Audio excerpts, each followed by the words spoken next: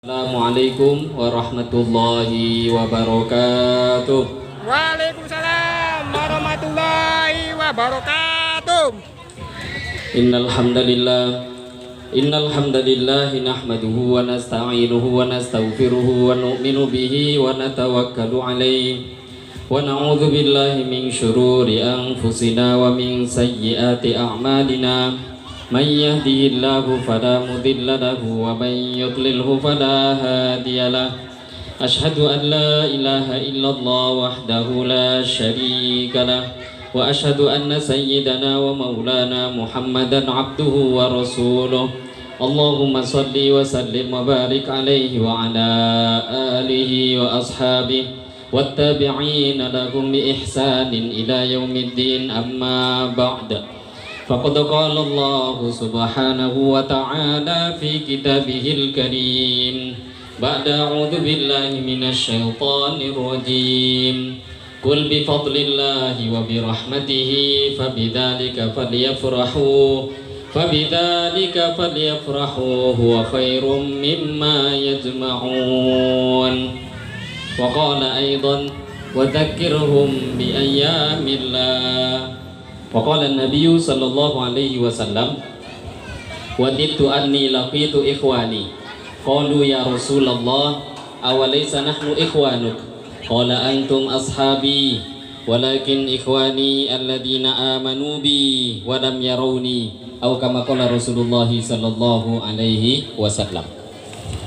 Alhamdulillah, hadirin bapak-bapak, ibu-ibu yang dimuliakan Allah Subhanahu wa taala.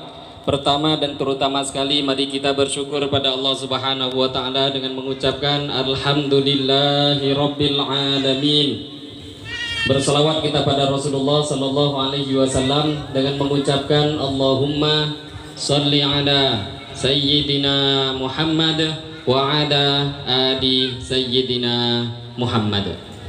Yang saya hormati Bapak Kepala Desa yang hadir pada siang hari ini, yang saya hormati Bapak RW, Bapak RT, dan jajarannya yang hadir pada siang hari ini, yang saya hormati Ketua Panitia dan yang hadir dari anggota panitia yang lain yang sudah susah payah membuat acara ini, yang saya hormati para alim ulama, tokoh masyarakat cerdik pandai yang juga hadir di dalam majelis ini.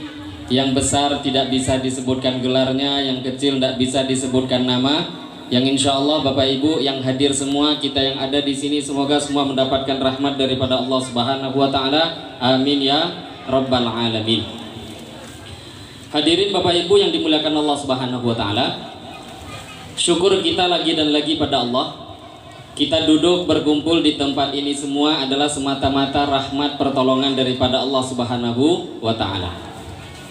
Bapak Ibu yang dimuliakan Allah Subhanahu wa ta'ala, kita datang duduk berkumpul di tempat ini tujuannya adalah untuk al-ihtifal bi maulidin Nabi sallallahu alaihi wasallam. Tujuannya hanya satu, ingin memperingati kelahiran daripada kekasih kita yang mulia Baginda Muhammad sallallahu alaihi wasallam. Tidak lebih dari itu. Hanya itu tujuannya. Duduk berkumpul syukur pada Allah. Allah telah datangkan Nabi Muhammad ke dunia ini, yang karena datangnya beliau, wa ma arsalnaka illa rahmatan lil alamin. Karena adanya Nabi Muhammad ini, beliau diutus oleh Allah adalah untuk rahmat bagi seluruh alam. Kalau enggak ada beliau, entah apa jadinya dunia ini. Maka kita datang duduk berkumpul di sini, kita harus pahami bahwa acara ini tentu kita yakini Bapak Ibu, kita datang dari rumah, dari kantor, dari tempat kerja, dari kediaman kita datang duduk berkumpul di sini, maka tentu yang kita harapkan adalah pahala daripada Allah Subhanahu wa ta'ala. Tidak mungkin kita berharap yang lain. Coba Bapak Ibu, kalau kita duduk dalam acara seperti peringatan Maulid ini sekarang di seluruh dunia, di bulan ini sekarang bulan Rabiul Awal Bapak Ibu, di seluruh dunia, terutama di negara kita, terutama di provinsi kita, penuh di bulan Rabiul Awal ini hampir semua orang, semua aliran, semua madhab, semua faham, semua manhaj sekarang itu sedang membahas tentang maulid Nabi. Tapi pembahasannya beda-beda. Sebahagian kelompok mereka juga membahas maulid, tapi yang mereka bahas itu lain nanti. Maulid itu bid'ah, maulid itu kalau dibuat dosa, kalau yang hadir dalam maulid maka mereka hadir dalam kemungkaran, yang hadir dalam maulid dapat dosa. Maka di mana-mana kajian-kajian mereka akan mengatakan hadir maulid itu bid'ah, siapa yang ngamalkan bid'ah sesat, kalau sesat masuk neraka. Itu yang dibahas sebagian kelompok. Tapi sebagian ulama lainnya enggak. Sebagian ulama lainnya mengatakan maulid itu diantaranya yang mengatakan ini siapa? Ulama yang saya maksud bukan ustadz-ustadz atau ketua MUI zaman sekarang, enggak, itu ulama baru. Di antara ulama yang betul-betul ulama yaitu Al-Imam Ibnu Hajar Al-Asqalani. Beliau adalah pensyarah daripada Sahih Al-Bukhari. Nggak akan bisa ulama itu dikatakan ulama Bapak Ibu kalau nggak kenal kitab Sahih Al-Bukhari. Kok ada ulama ngaku ulama nggak pernah ngaji Bukhari? Nah itu dipertanyakan keulamaannya. Karena nggak akan bisa ulama jadi ulama kecuali kenal hadis. Kitab hadis paling sahih adalah Sahih Al-Bukhari. Yang mensarah kitab Sahih Al-Bukhari paling terkenal, paling tinggi, paling hebat, Imamul Muhaddithin, beliau adalah Ibnu Hajar Al-Asqalani. Dalam kitab Fathul Bari, Su'ila rahimahullahu ta'ala, beliau ditanya oleh orang-orang di zamannya. Beliau kurang lebih 700 tahun yang lalu, bukan orang baru, enggak, 700-an tahun yang lalu. Beliau ditanya tentang apa hukum memperingati maulid Nabi. Maka beliau pun menjawab, kata Ibnu Hajar Al-Asqalani rahimahullahu ta'ala, aslu amalil maulid bid'ah lam tungqal an ahadim min qurunit thalathah. Apa kata Ibnu Hajar Al-Asqalani? Amal maulid ini bid'ah. Kata Ibnu Hajar, amal maulid ini bid'ah, belum pernah dinukil diamalkan di generasi 3 abad pertama di dalam Islam. Tapi nggak stop, nggak berhenti sampai di situ Bapak Ibu. Ibnu Hajar Al-Asqalani melanjutkan, hanya saja di dalam amal maulid itu banyak amal-amal kebaikan. Maka siapa yang menjaga amal-amal kebaikan di dalam amal maulid, fahuwa bid'atun hasanah, maka berarti bid'ah yang dia buat adalah bid'ah yang baik. Nah, di sini titik bedanya Bapak Ibu, bukan titik temu. Perbedaan antara kawan-kawan Wahabi Salafi zaman ini yang sibuk membahas bid'ah, ini bid'ah, itu bid'ah, ini neraka, itu neraka, ini sesat, itu sesat. Mereka sering membahas menggunakan kata-kata bid'ah. Tapi ternyata lafadz bid'ah yang digunakan kawan-kawan Salafi Wahabi zaman ini berbeda dengan pemahaman yang dipakai oleh Ibnu Hajar Al-Asqalani. Berbeda. Beliau mengatakan memang ini bid'ah, tapi bid'ahnya adalah bid'ah yang baik. Dari mana beliau mengambil perkataan bid'ah yang baik ini? Sebelum beliau ada, pendahulunya ada, yaitu Al-Imam Asy-Syafi'i rahimahullahu ta'ala. Ketika beliau menerangkan tentang bid'ah, maka Imam Syafi'i mengatakan bid'ah itu ada 2. Apa-apa yang berkesesuaian dengan Quran, yang berkesesuaian dengan hadis, maka berarti kalaupun dikatakan bid'ah, dia adalah bid'ah yang baik. Kalau tidak berkesesuaian dengan Quran, bertentangan dengan Quran, bertentangan dengan hadis, maka berarti amal itu bid'ah yang sesat. Maka bid'ah itu mau tidak mau terbagi Bapak Ibu. Yang mengatakan siapa? Imam Syafi'i. Pendahulu Imam Syafi'i ada Sayyidina Umar Ibnul Khattab radhiyallahu ta'ala anhu. Beliau pergi berangkat ke masjid bulan Ramadan. Beliau sudah sampaikan menggabungkan seluruh sahabat untuk sholat taraweh satu jemaah di dalam masjid. Dulu Bapak Ibu, zaman Nabi, sholat taraweh ada apa enggak zaman Nabi? Ada. Zaman Abu Bakar taraweh di zaman Abu Bakar juga ada, sama persis seperti di zaman Nabi. Tapi taraweh itu berjamaah cuma dibuat 4 malam.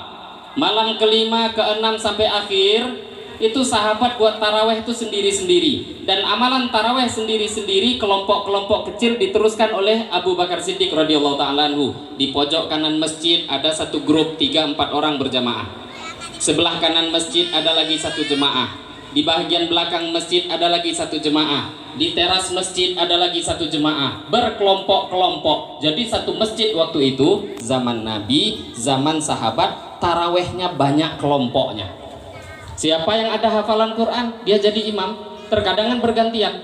Maka ketika Sayyidina Umar ibn Khattab radhiyallahu ta'ala anhu, beliau jadi khalifah. Beliau lihat amal itu, maka beliau mengatakan, aku punya satu keinginan, ini dirubah. Jadikan satu imam dan betul-betul satu masjid diimami oleh satu orang. Maka diperintahkanlah Ubay ibnu Ka'ab radhiyallahu ta'ala anhu jadi imam. Selepas itu esok harinya Sayyidina Umar pun pergi lagi ke masjid. Ditengok indahnya amalan taraweh, diimami satu orang, berjamaah berkelompok semua menjadi satu di masjid. Melihat pemandangan itu, kata Sayyidina Umar ibnul Khattab, ni'matil bid'ah hadhihi. Kata Sayyidina Umar apa? Ini adalah bid'ah yang baik.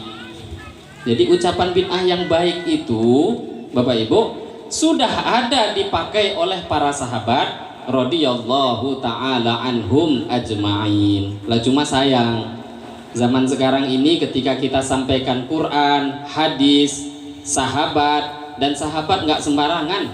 Sekelas Umar ibnul Khattab mengatakan bid'ah ada yang baik. Tahu-tahu ada orang yang baru belajar agama sekarang mengatakan jangan ikut Sayyidina Umar. Kenapa kalian dengarkan Sayyidina Umar yang mengatakan bid'ah baik, Rasulullah mengatakan tidak? Lah, dia ngadu-ngadu, diadu. Mau ikut Nabi apa ikut Sayyidina Umar? Itu yang dia berikan pertanyaan pada kita. Padahal Bapak Ibu, Sayyidina Umar tuh nggak akan jadi Sayyidina Umar, nggak akan jadi khalifah kalau nggak ikut Rasulullah Sallallahu Alaihi Wasallam. Maka dalam satu hadis Nabi Sallallahu Alaihi Wasallam bersabda, alaikum bisunnati wa sunnatil khulafair rasyidin al mahdiyyin addu alaiha bin nawajid. Kata Nabi, kalian semua peganglah sunnahku, bisunnati, pegang sunnahku. Tapi Nabi bukan hanya nyuruh ngikut sunnah Nabi, enggak. Hadis enggak terpotong di sana. Nabi melanjutkan wa sunnatil khulafair rasyidin al mahdiyyin, ikut sunnahku, pegang sunnahku, dan juga sunnahnya para khulafa ar-rasyidin yang selalu diberi petunjuk oleh Allah. Nabi melanjutkan addu alaiha bin nawajid. Kata Nabi, gigit alaiha. Bagi kita yang pernah belajar nahwu sorof, bisa kita perhatikan di sini. Para ulama mengatakan nahwu sorof itu Bapak Ibu tata bahasa Arab. Kok ada orang ngaku-ngaku paham Quran, paham hadis, nggak ngaji nahwu sorof, kacau balau deh nanti.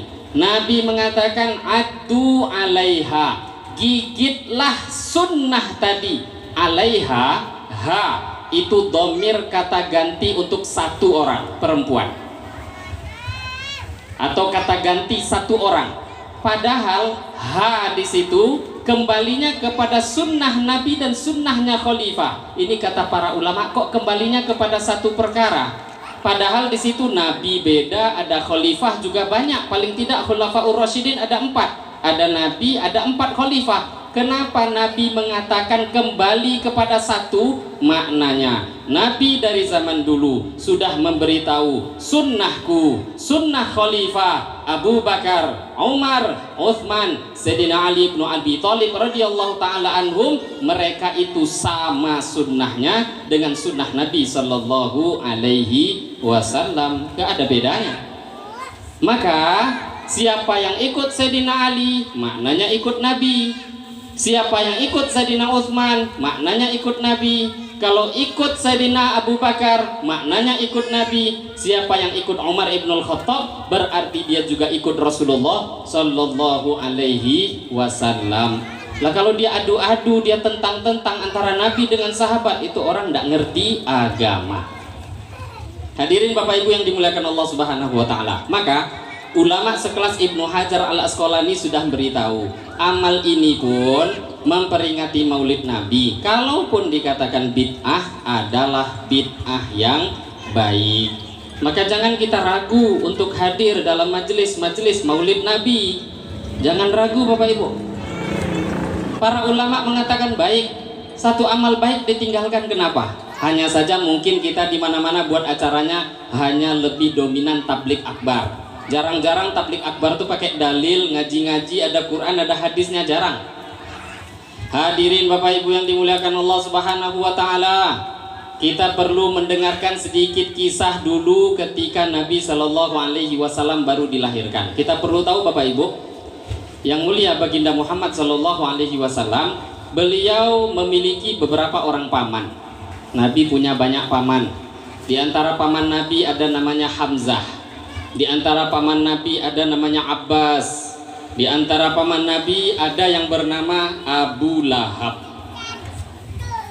Abu Lahab paman Nabi, paman kandung. Abu Lahab itu putra daripada Abdul Muttalib, paman Nabi. Bapak Ibu yang dimuliakan Allah Subhanahu wa taala, ini paman Nabi ini Abu Lahab itu adalah termasuk secelaka-celakanya manusia. Termasuk secelaka-celakanya manusia. Kenapa kok menjadi manusia paling celaka? Karena di dalam Al-Qur'an betul-betul ada surat yang menerangkan khusus orang itu diterangkan pasti masuk neraka, orangnya masih hidup di dunia, itulah Abu Lahab laknatullah alaih. Turun ayat Tabbat yada abi lahabi wa tabb, celaka dan celaka kedua tangan Abu Lahab. Ini masuk neraka, masih hidup, badannya masih sehat, orangnya masih jalan di dunia, masih badannya tuh sehat, tapi sudah ada surat keputusan ahli neraka. Itulah Abu Lahab. Hadirin Bapak Ibu yang dimuliakan Allah Subhanahu wa taala, Abu Lahab ini ketika Nabi pertama kali buat usaha dakwah, ketika umur 40 tahunan, turun satu ayat Al-Quran berbunyi wa anzir ashiratakal aqrabin. Ketika ayat ini turun, wa anzir ashiratakal aqrabin, wahai Muhammad, berilah peringatan kepada kerabatmu yang terdekat. Turun ayat ini, maka Nabi dakwah pada kerabat yang terdekat. Kerabat Nabi yang terdekat orang Quraisy. Maka Nabi Shallallahu alaihi wasallam waktu ayat ini turun, diperintah Allah untuk dakwah kepada kerabat yang terdekat, maka Nabi naik ke satu bukit namanya Bukit Sofa. Kalau jamaah haji Bapak Ibu, itu ada amalan sa'i, lari-lari kecil Sofa Marwah, Sofa Marwah, Sofa Marwah 7 kali. Nabi naik ke Bukit Sofa. Di Bukit Sofa itu Nabi berteriak, ya Sobahah, ya Sobahah. Ini zaman itu, zaman dulu itu Bapak Ibu, kalau ada panggilan ya Sobahah, itu artinya panggilan genting, semua harus hadir. Bahkan dalam hadis itu Nabi mengatakan, innama anan nadhirul uryan fannaja fannaja. Saya ini, kata Nabi, seperti pemberi peringatan yang telanjang. Kok Nabi mengatakan nadhirul uryan? Kebiasaan orang jahiliyah, kalau mau memberikan satu pengumuman genting, orang jahiliyah, mereka akan buka bajunya telanjang bulat, berdiri di tempat tinggi, bajunya dipakai jadi bendera. Itu menunjukkan genting. Kata Nabi, sekarang saya seperti pemberi peringatan yang genting, yang telanjang itu, kata Nabi. Maka Nabi katakan, kumpul, kumpul, ada hal penting. Bahasa Arabnya, ya Sobahah, pagi ini ada hal penting. Maka ketika Nabi sudah teriak, kalau waktu itu wajib kumpul. Siapapun kalau memang betul-betul darurat nggak bisa hadir, kirim utusan setiap rumah 1 orang, wajib. Nggak boleh nggak ada utusan, harus ada. Maka berkumpullah orang-orang Quraisy. Setelah kumpul, maka Nabi Shallallahu alaihi wasallam mengatakan pada orang Quraisy waktu itu, wahai kaumku, kalau sekiranya sekarang saya memberitahu pada kalian, itu tuh di belakang balik gunung itu ada pasukan yang besar, sebentar lagi akan menyerang kampung kita. kira-kira kalian percaya nggak dengan apa yang saya beritahukan ini? Maka waktu itu orang Quraisy Mekah semuanya mengatakan, ya Muhammad, wahai Muhammad, tentu kami percaya. Bagaimana tidak?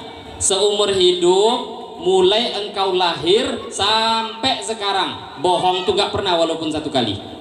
Tentu kami percaya. Maka Nabi SAW mengatakan, wahai kaumku, kalau engkau percaya, ketahuilah, sembahlah Allah, berimanlah pada Allah, berimanlah kepada aku karena aku adalah Rasul dan utusan Allah.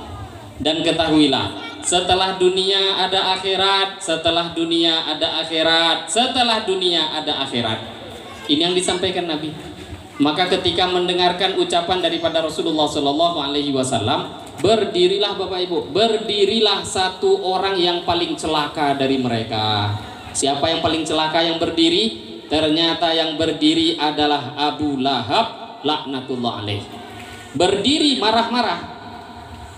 Kenapa dia marah? Maka dia katakan, ya Muhammad, tabban laka ya Muhammad, alihada jama'tana. Abu Lahab yang paling celaka waktu itu berdiri Bapak Ibu. Apa berdiri yang dia katakan? Wahai Muhammad, tabban laka, celaka engkau, alihada jama'tana. Masa cuma gara-gara ini kami dikumpulkan? Katanya penting, katanya genting. Lah tahu-tahu kumpul cuma nyuruh beriman pada Allah, beriman pada engkau. Apa ini? Di mana pentingnya? Celaka engkau, tabban laka ya Muhammad, kata Abu Lahab. Ketika Abu Lahab mengatakan tabban laka ya Muhammad, celaka engkau wahai Muhammad, waktu itu juga Allah turunkan ayat Al-Quran, tabbat yada abi lahabi wa tab. Yang celaka, dua kali celaka itu engkau wahai Abu Lahab, kata Allah. Ayat ini turun langsung. Kenapa? Karena Abu Lahab mengatakan Muhammad celaka, Allah nggak rela, Allah nggak ridho. Maka Allah katakan yang celaka, yang betul-betul sudah diputus celaka, engkau wahai Abu Lahab. Badannya masih sehat Bapak Ibu, badannya masih tegak, masih hidup, tapi surat masuk neraka sudah diberikan oleh Allah Subhanahu wa Ta'ala. Lah secelaka-celakanya Abu Lahab ini, ternyata dia punya kebaikan Bapak Ibu yang mulia. Dalam kitab Sahih Al-Bukhari, ini kitab yang paling sahih setelah Al-Quran. Kalau dicari kitab yang sahih selain ini nggak ada, selain Al-Quran itu. Yang paling sahih setelah Al-Quran, Sahih Al-Bukhari. Dalam kitab Sahih Al-Bukhari diriwayatkan satu hadis. Bukan cuma Imam Bukhari yang meriwayatkan, tapi kan cukup kita katakan Imam Bukhari. Imam Baihaqi juga meriwayatkan, Imam Ibnu Katsir juga meriwayatkan, Ibnu Hajar Al-Asqalani juga meriwayatkan, dan banyak ulama lainnya. Tapi cukup meriwayatkan satu, yaitu Bukhari. Beliau menulis riwayat ini dalam kitab sahihnya, kisah bagaimana paman Nabi bernama Abbas Ibnu Abdul Muttalib bermimpi berjumpa dengan Abu Lahab ketika Abu Lahab sudah mati, meninggal dunia. Jadi singkat cerita, Abu Lahab mati. Ketika sudah mati, maka Abu Lahab ini berjumpa dengan paman Nabi yang lain dalam mimpi, berjumpa dengan Abbas bin Abdul Muttalib. Maka Abbas bertanya pada waktu itu kepada saudaranya. Abu Lahab kan saudaranya Abbas. Apa kata Abbas? Wahai Abu Lahab, apa kabarmu di kubur sekarang? Udah masuk kubur kan? Apa kabarnya? Maka kata Abu Lahab, hancur, hina. Hari-hari saya diazab oleh Allah. Tidak ada kebaikan lagi sekalipun sedikit pun dalam kubur. Hancur, habis-habisan saya diazab Allah. Tapi Abu Lahab melanjutkan, hanya saja setiap hari Senin azab saya diringankan oleh Allah. Abbas pun heran, kok bisa hari Senin azab engkau diringankan oleh Allah? Maka pada waktu itu Abu Lahab mengatakan, iya, aku pernah sekali bergembira dengan kelahiran Muhammad sallallahu alaihi wasallam.